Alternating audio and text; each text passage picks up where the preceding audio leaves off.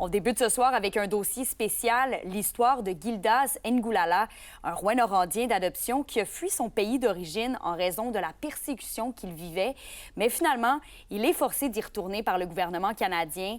Anthony, bon, c'est une lourdeur administrative là, qui cause tout ça. Oui, Camélia, là, je vous fais une petite mise en contexte pour comprendre la situation. C'est donc en novembre 2022 que débutent les ennuis de Gildas. Ce dernier prend part à ce moment avec ses confrères à des manifestations pacifiques à l'encontre du régime autoritaire de son gouvernement. Peu de temps après leur action politique, plusieurs d'entre eux sont intimidés, arrêtés, même que certains disparaissent tout simplement.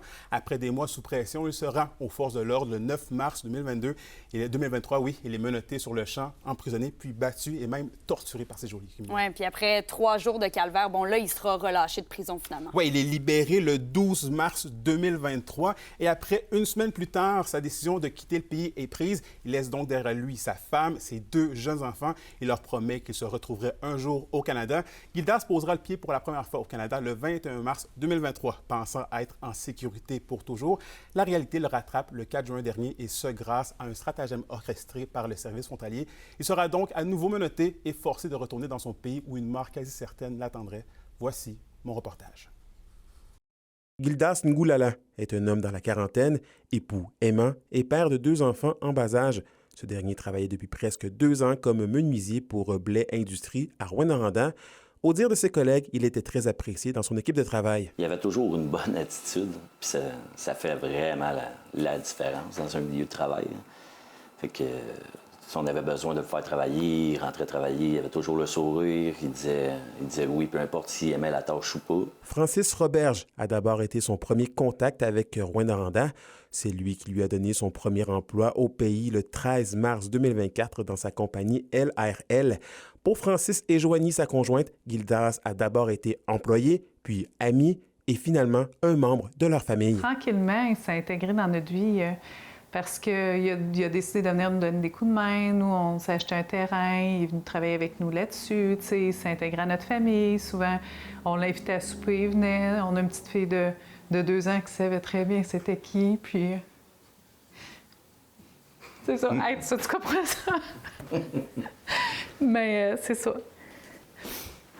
Le 4 juin 2025 restera gravé dans la mémoire de Gildas. Cette date représente le jour où le Canada lui a dit non avant de l'expulser en République du Congo, son pays natal, un pays où un destin funeste pourrait bien l'attendre. Ils m'ont dit, de toute façon, il n'y aura pas de justice.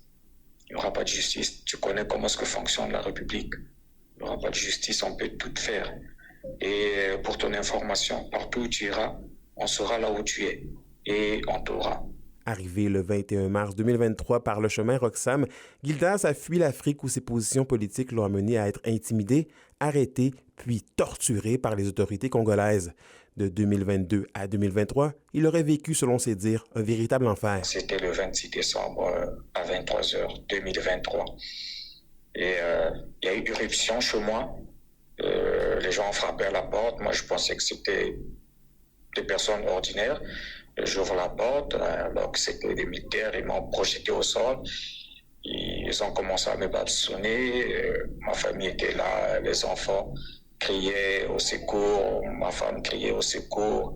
Mais personne ne pouvait venir au secours parce que c'était des hommes en uniforme, ils étaient armés. Gildas ne comprend pas la décision du gouvernement canadien de l'expulser dans ces conditions dangereuses qu'il peut prouver grâce à une série de documents qu'il nous a transmis, comme un avis de recherche officiel de la République du Congo, des photos où l'on peut le voir blessé, un certificat médical officiel prouvant ses soins, des convocations des autorités et plusieurs témoignages troublants de ses proches.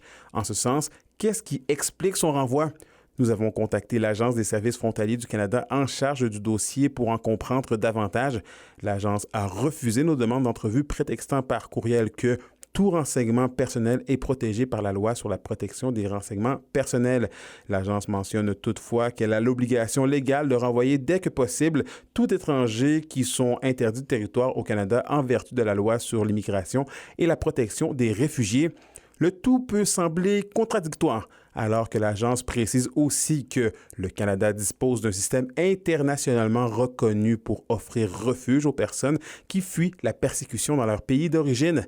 Gildas avait entrepris avec Joseph Djemba Kanjo, un consultant de l'agence CESCIC, Consultation à l'immigration canadienne basée à Montréal, des démarches d'immigration. Et selon M. Djemba Kanjo, la raison de son renvoi s'explique en raison des délais. Lorsqu'une personne est reçue par l'agent de services frontaliers, il a 15 jours pour déposer sa demande d'erreur et il a 15 autres jours pour fournir des preuves. Donc la majorité des preuves qu'il a obtenues, dont notamment les avis de recherche, les primitifs du tribunal et tout ça, et les avis de convocation, tous ces documents-là ont été obtenus hors délai. En résumé, Gildas a présenté le 12 avril 2023 une demande d'examen des risques avant renvoi, un document exigé par le Service d'immigration, réfugiés et citoyenneté Canada pour prouver les dangers qu'encourt une personne si cette dernière est refoulée dans son pays. Toutefois, un manque de communication entre lui et son agent fait en sorte que seulement une partie des documents sont envoyés dans les délais. Le reste des documents nécessaires ont été envoyés après les 15 jours ouvrables. Gildas voit donc sa demande être rejetée le 18 octobre 2024. Nonobstant les délais, le consultant n'est pas surpris de la situation. Ce n'est pas inhabituel. Il est venu avec un autre de ses compatriotes qui a été expulsé, je pense, 6 mois auparavant. Dès le départ, je leur avais dit les conséquences qui allait arriver, les pourcentages. Les statistiques sont claires là. Moi, je ne suis pas là, payez-moi l'argent et puis je vous dis ce que vous voulez entendre. Non, moi, je fais honneur à ma profession là. Je vous dis ce que je suis capable de faire, ce que vous devez faire. Les statistiques sont claires. Moins d'1% de personnes dans cette situation-là sont acceptées. Gildas s'est donc tourné vers le bureau du député fédéral d'Abitibi-Témiscamingue, Sébastien Lemire, comme dernier recours. Évidemment, c'est une situation qu'on a pris très au sérieux. Dès qu'on a été contacté en date du 20 mai, on a fait des démarches.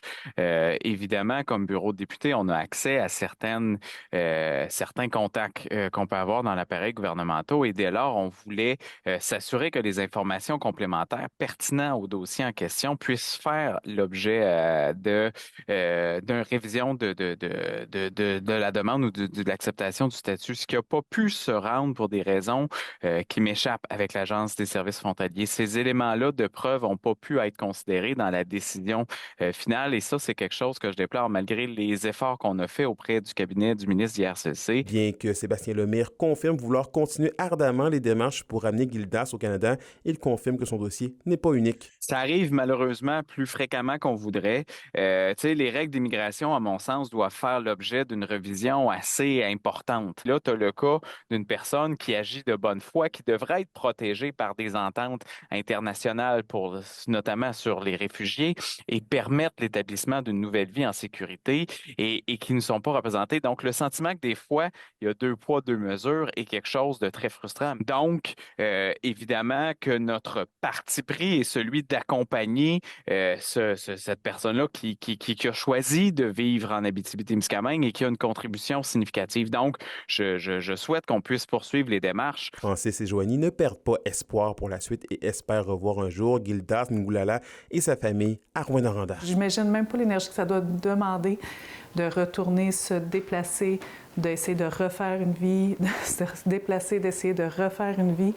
C'est vraiment pas évident parce que tu n'es pas en sécurité dans ton pays. Il y a encore beaucoup de choses ici. Il a mis ses bacs dans le garage. Fait que, c'est sûr que s'il pouvait revenir avec sa famille, ça serait plus que le monde idéal. Le couple souhaite que le gouvernement fasse preuve d'une plus grande part d'humanité dans ce genre de dossier à l'avenir. Gildas Ngulala se trouve présentement dans un endroit qu'on ne peut dévoiler en raison des risques pour sa sécurité. Il tente d'y amasser les milliers de dollars nécessaires afin de retrouver sa femme et ses 2 enfants. C'est donc une nouvelle course contre la montre pour Gildas et sa famille qui souhaiteraient passer les fêtes cet hiver ici, au Canada. Anthony Dallaire, RNC Nouvelles, Rouyn-Noranda.